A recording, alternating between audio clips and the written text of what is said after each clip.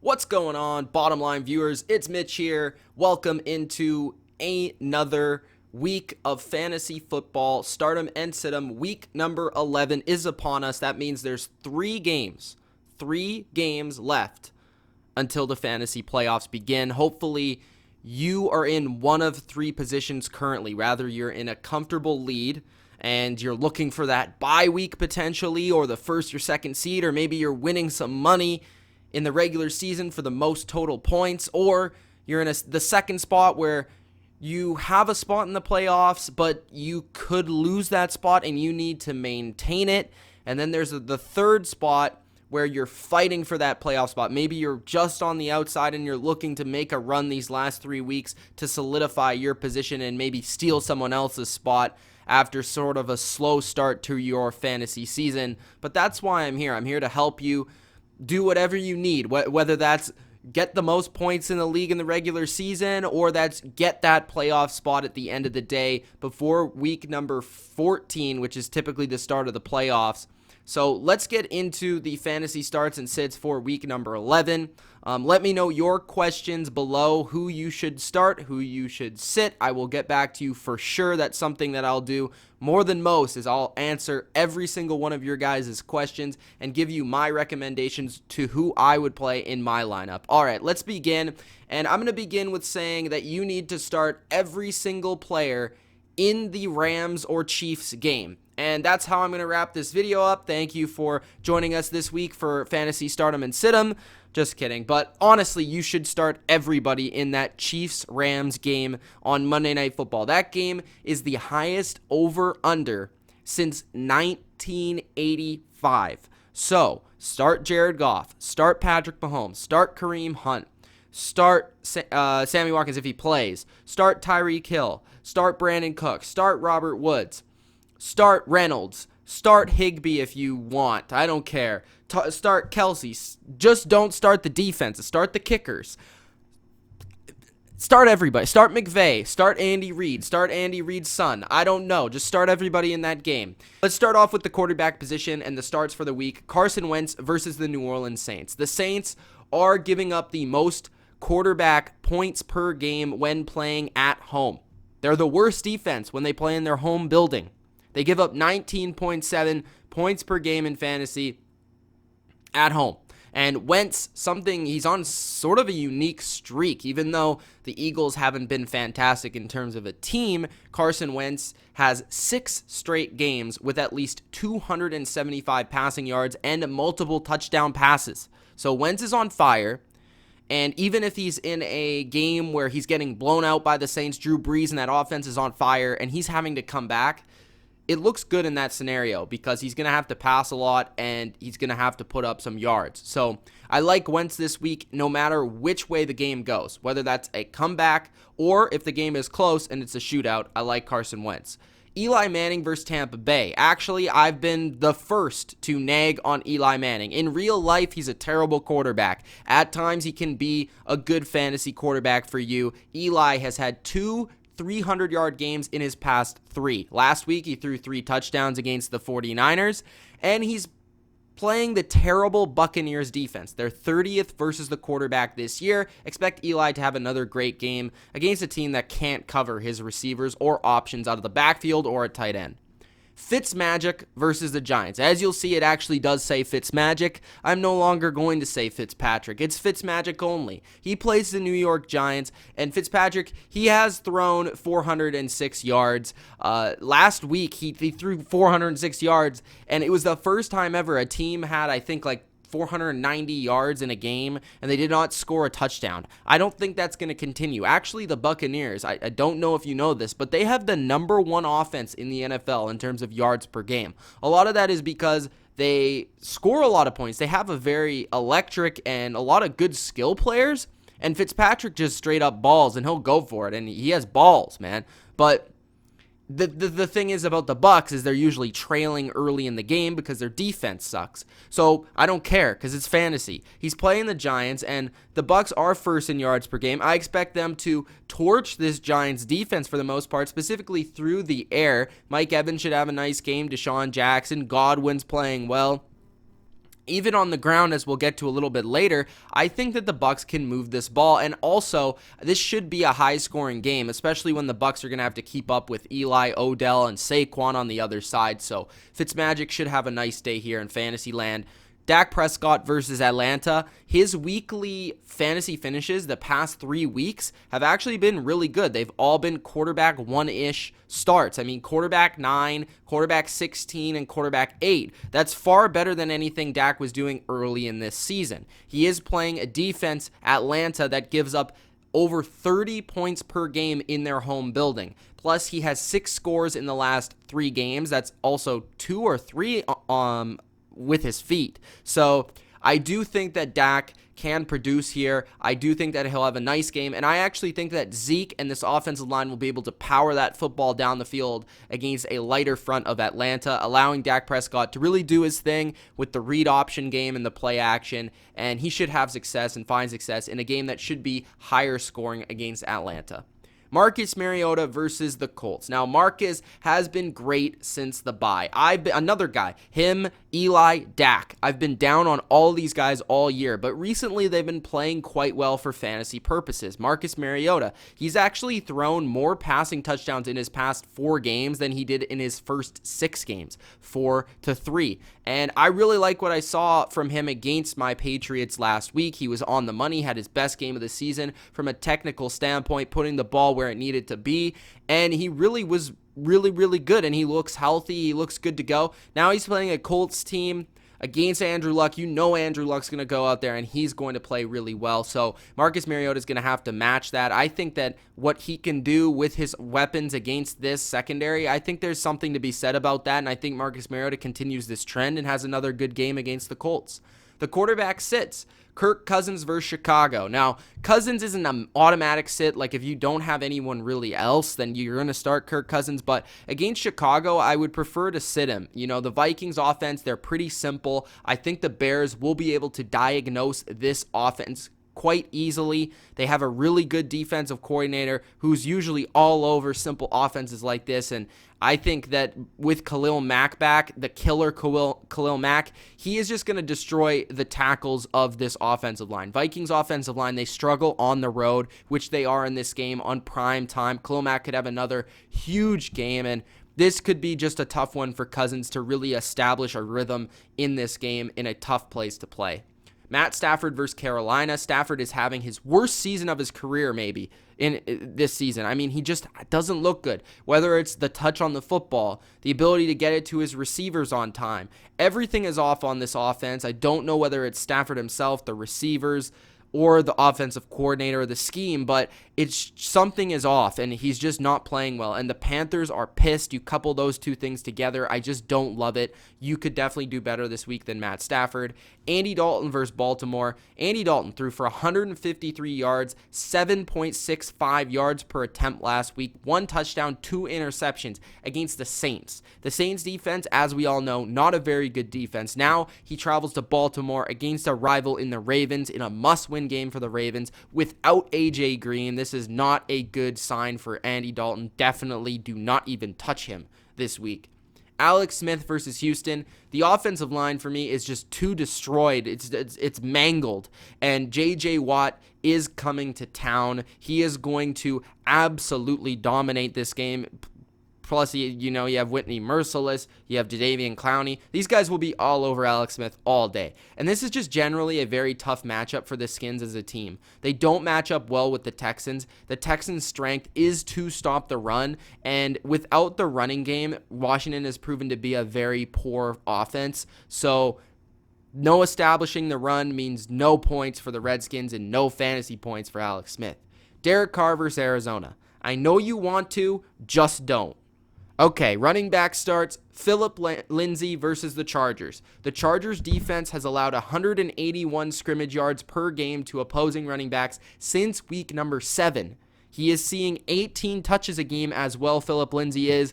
And Lindsay, to me, has really been one of the, if not the biggest under-the-radar running back this year. He's been really good in every game. Even games where he doesn't put up huge fantasy stats, you just watch him play, and he has explosion through the hole. He has a speed and a gear that can make guys just miss, and he can completely take it from anywhere on the field and go.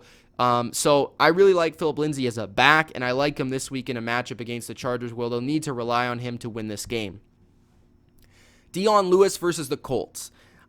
Dion Lewis recently has been averaging 21.4 touches per game. That's been since week 7.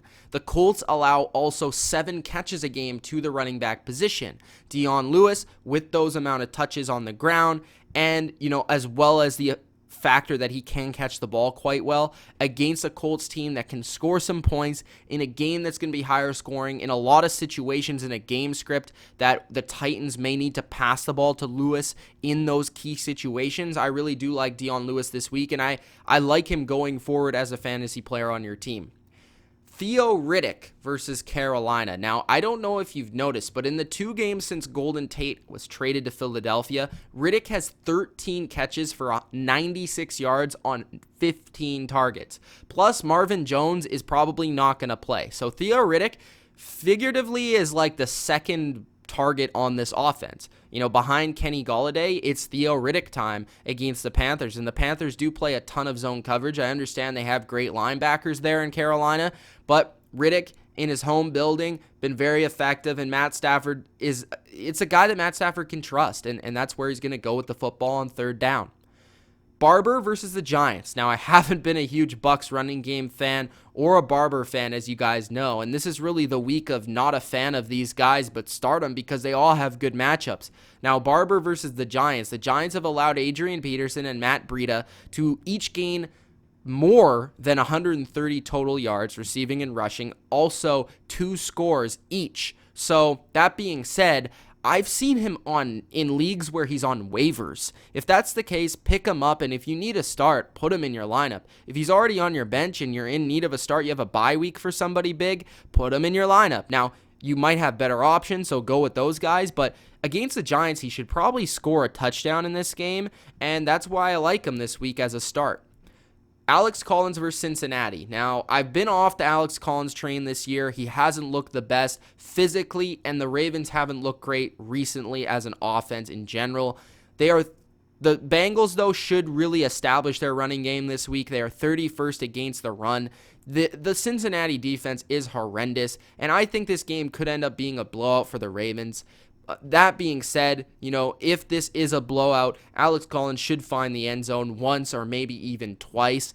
They brought in Huey Headlines, the Bengals. That says how desperate they really are. The quarterback situation, I think, will actually help Collins this week, whether it's RG3 or Lamar Jackson. That means that a defense needs to pay attention to the running game even more because of all the things they can do with their legs. So I like Alex Collins versus Cincinnati this week. My running back sits Adrian Peterson versus Houston. The Texans have given up the 6th fewest rushing yards per game, 92.9. Like I said, Washington offensive line banged up, plus they're just not a good matchup, Houston, for Washington in general. Adrian Peterson's going to be running into a stone wall constantly. They are 2nd lowest in yards per carry against is Houston, and I don't love AP this week. Jordan Howard versus Minnesota. If you've been starting Jordan Howard, you've kind of been hoping for touchdowns. I don't see that happening as much this week. The Vikings have allowed just 2 running backs to score on the ground this entire season, and 2 of those guys to score are 2 of the better ones in the league. So that being said, Jordan Howard shouldn't have a great game this game. It should be more of a Tariq Cohen game. Lamar Miller versus Washington. Washington has limited all top-tier running backs that they've played to some of their worst games overall. Guys like Kamara, McCaffrey, Zeke. Look at their stat lines against the Redskins. Redskins have done very well against those players. Redskins defense is giving up only 90.9 rushing yards per game. That's even lower than Houston. They're 5th fewest in the NFL. And overall, Washington is just not a team you want to run straight at. They're a team that you want to pass over the top against, and that's what Deshaun Watson will be doing this week. Austin Eckler versus Denver. 4 games in a row where Eckler just hasn't really been getting the ball. It's 7 touches or less for the Chargers, Austin Eckler. So I really like Eckler as a player, but he doesn't really have any fantasy relevance anymore, so keep that in mind. Tevin Coleman versus versus Dallas, sorry. He only has 2 games of 52-plus rushing yards this season. LaShawn McCoy is the only running back averaging fewer yards per carry after first contact. Coleman, not a very effective back. He doesn't really make a lot happen after he gets hit. He's a guy that he needs holes to be open, and then he can burst through with his speed, and that's where he really makes an impact. Or he's a guy that can catch the ball and make things happen. But once he's kind of hit first contact, he's down. Or, he's a guy that doesn't really see well. He doesn't have great vision. So for me, Coleman against a Dallas defense that's very strong in general, all facets of the game, I don't love him here. Plus, if you really think about it, Atlanta loves to run the ball with Coleman outside. They love to do stretch runs, tosses, all that sort of stuff with Coleman. Against Dallas, and especially Van Der Esch, he's an animal. He's going to track that down, and they're really good at flowing from side to side. So I'm not a huge Tevin Coleman guy this week. Alshon Jeffrey versus the Saints. The Saints have surrendered the most receiving yards, 247.5 yards per game, and 7 touchdowns, as well as the second most PPR points at home this year. Alshon Jeffrey should bounce back in this game against the Saints. Nobody can really cover him. Lattimore hasn't had a great year, and this should be, like I said with Wentz, rather a shootout or a comeback effort for the Eagles. T.Y. Hilton versus Tennessee. The Titans are giving up the 4th most points per completion to players lined up out wide. So Hilton is a guy that goes deep. He's a guy with a big play. And yes, he hasn't been excellent over the past couple of weeks, but with Andrew Luck against the Titans, Andrew Luck's undefeated against the Titans. This is at home. T.Y. Hilton should be able to burn Malcolm Butler, and I see that happening. I think T.Y. Hilton's going to have at least one big play in this game. Larry Fitzgerald versus Oakland.